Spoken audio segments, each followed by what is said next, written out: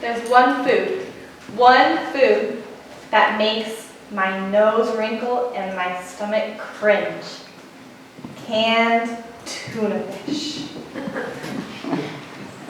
I remember once my friend's grandma made this beautiful tuna casserole, and it was cooking all day, and so my nose was wrinkled all day long. I was like, no, please, no. I waited for hours and hours, really not wanting to eat this tuna casserole, but I knew I had to. And I get to the dinner table, and she cuts out this slice and plops it on the plate, and the water from the tuna just seeps into the rest of my food. And I'm just like, okay. And I remember that was probably the longest meal of my life, having to shove these pieces of tuna fish casserole down my throat, gulping. I still remember. And that was when I was 6. So. I've never been a fickle eater. I mean, I come from Berkeley, California, the gourmet ghetto of the world. I never pass up food. But I have eaten sheep brains and crocodile bacon and some goat brains too, and fried venison and, lots of lovely things. But when it comes to tuna fish, I've tried everything.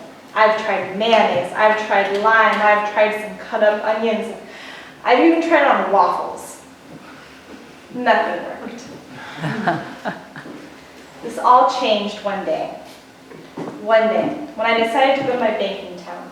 My banking town was called San Jacinto, and it was in between my main town, my little teeny farmer village on the coast of Peru, and the big city of Tumbes, which was about another hour in the opposite direction. So I was smack dab, literally in the middle of nowhere. But I decided, what the heck? I know this isn't a smart idea, but I'm going to go visit the mayor at 4 p.m. 2 hours from one direction from my village, 2 hours from the main town. So, okay, let's do this. It's 4 p.m. Even though I knew hora peruana meant that he probably wouldn't meet with me till 5 or 6. So, okay, waiting, looking at my watch, 4:30. All right, hurry up. All right, I'll take out my book, fiddle. All right, 5 o'clock, okay. 5:30, and he finally comes out. He's like, oh, thank you for waiting. All right, let's do this. I'm like, okay, hurry up. Keep looking at my watch, keeps talking, pleasantries, keeps talking. All right, 6 o'clock, okay, the sun's going down. I know the last car comes at 6:15. I gotta get out of here, gotta get out of here. And I look at my watch, 6:30. Crap. So I'm like, thank you so much, I really gotta go, and I start sprinting to the road. It's this one long, dusty road, one road, and cars only come till 6. I have been told this many times.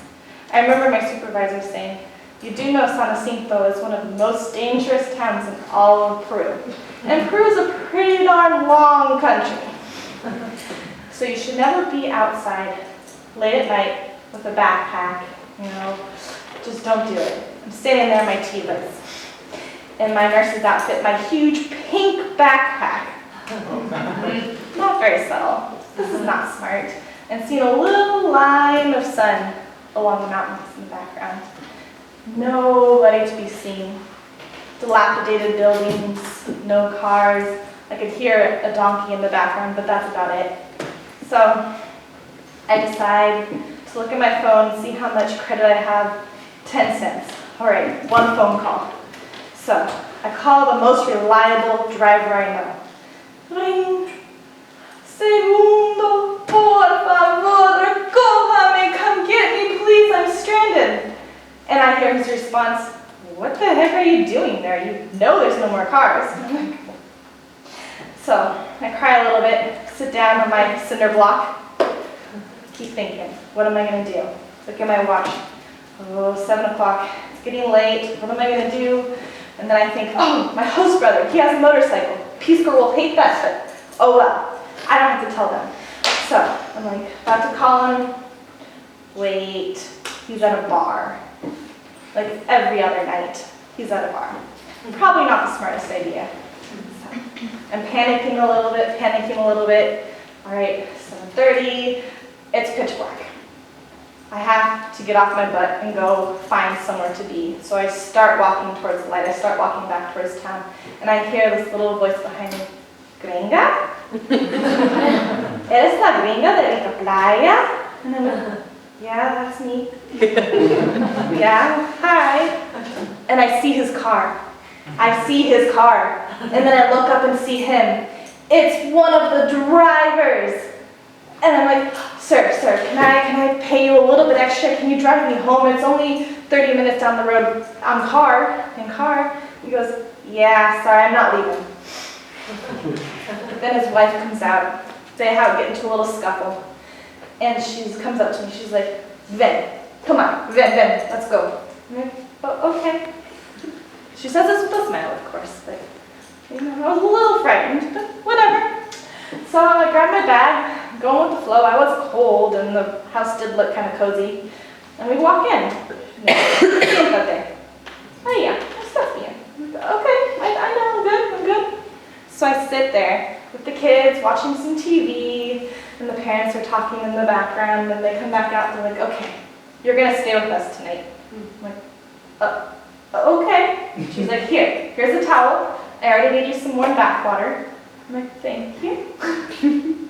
So I go and take a shower, thinking like, wow, this is pretty crazy.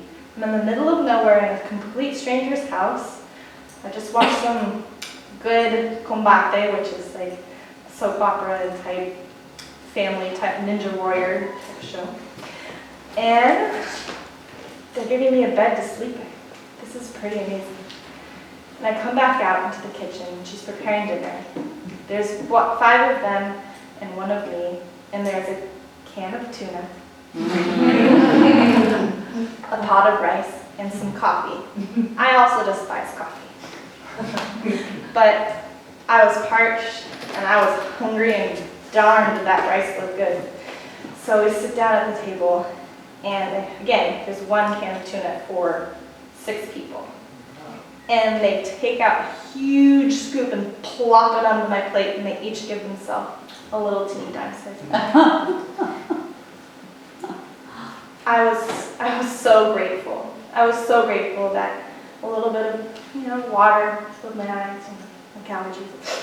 And I was just so grateful that they had put so much love and care into feeding a stranger stranded on the side of the road. And that night, my stomach and my soul were fed tuna, and it was one of the best meals of my life.